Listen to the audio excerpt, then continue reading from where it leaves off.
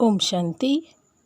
सुनते हैं 19 मई 2022 की बाबा की साकार वाणी।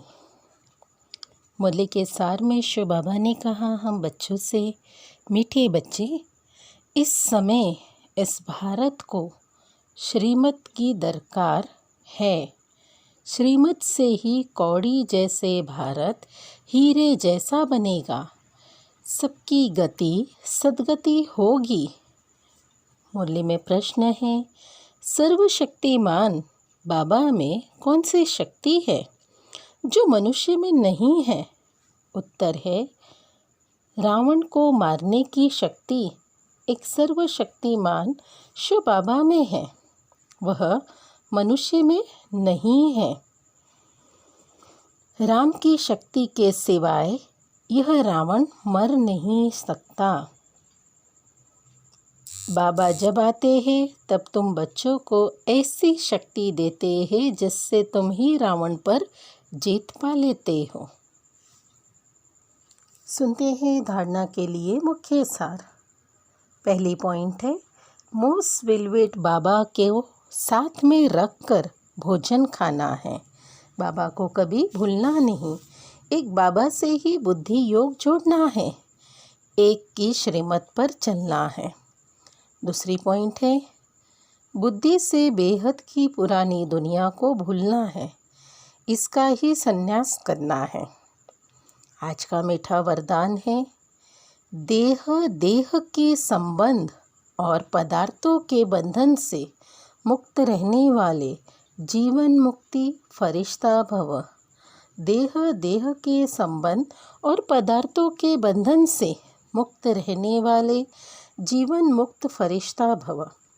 इसका स्पष्टीकरण है, फरिश्ता अर्थात पुरानी दुनिया और पुराने देह से लगाव का रिश्ता नहीं।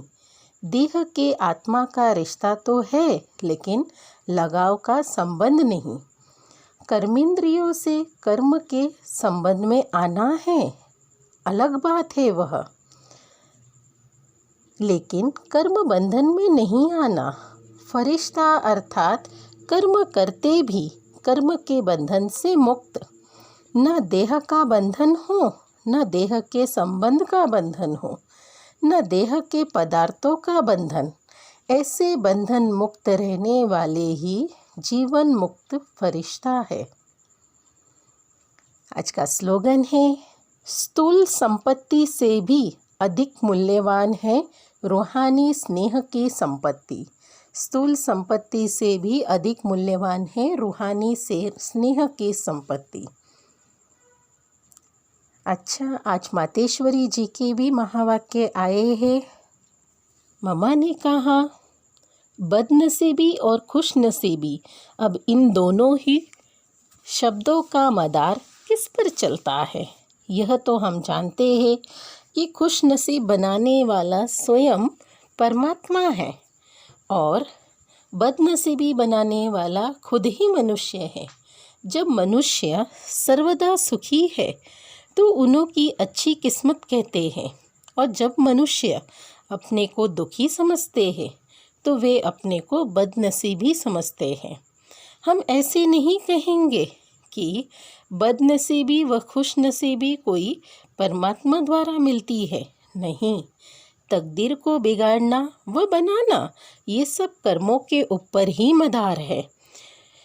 यह सब मनुष्य के संस्कारों के ऊपर है।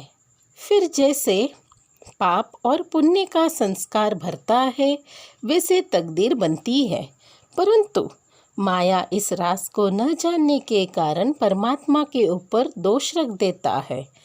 मनुष्य अपने को सुखी रखने के लिए कितने माया के तरीके निकालते हैं। फिर उसी माया से कोई अपने को सुखी समझता है और कोई उसी माया का संस्कार पर, जैसे माया को छोड़ने से अपने को सुखी समझते हैं। मतलब तो कोई प्रकार के प्रयत्न करते हैं, परंतु इतने तरीके करते भी रिजल्ट दुख की तरफ ही जा रही है। जब सृष्टि पर भारी दुख होता है तब उस समय स्वयं परमात्मा आए गुप्त रूप में अपने ईश्वरीय योग के पावर से दैवी सृष्टि की स्थापना कराते हैं। सभी मनुष्य आत्माओं को सुख किस्मत बनाते हैं।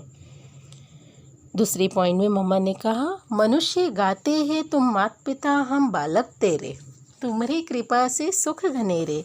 अब यह महिमा किसके लिए गाई है? अवश्य परमात्मा के लिए गायन है, क्योंकि परमात्मा खुद माता पिता के रूप में आए इस सृष्टि को अपार सुख देते हैं।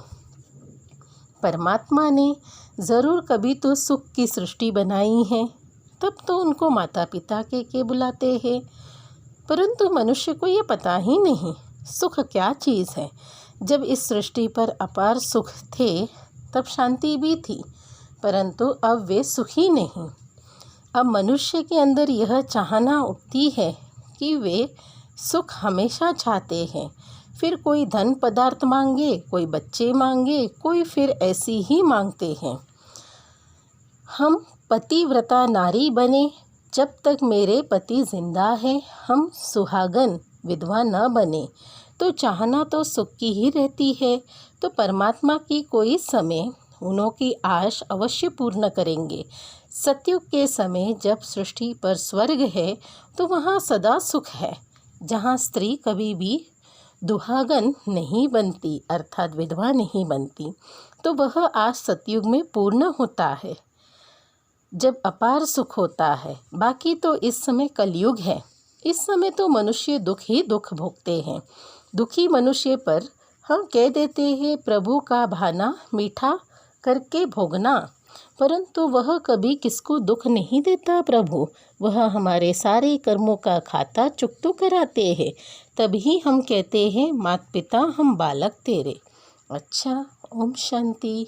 और आज सद्गुरुवार के दिन सभी को बधाई हो।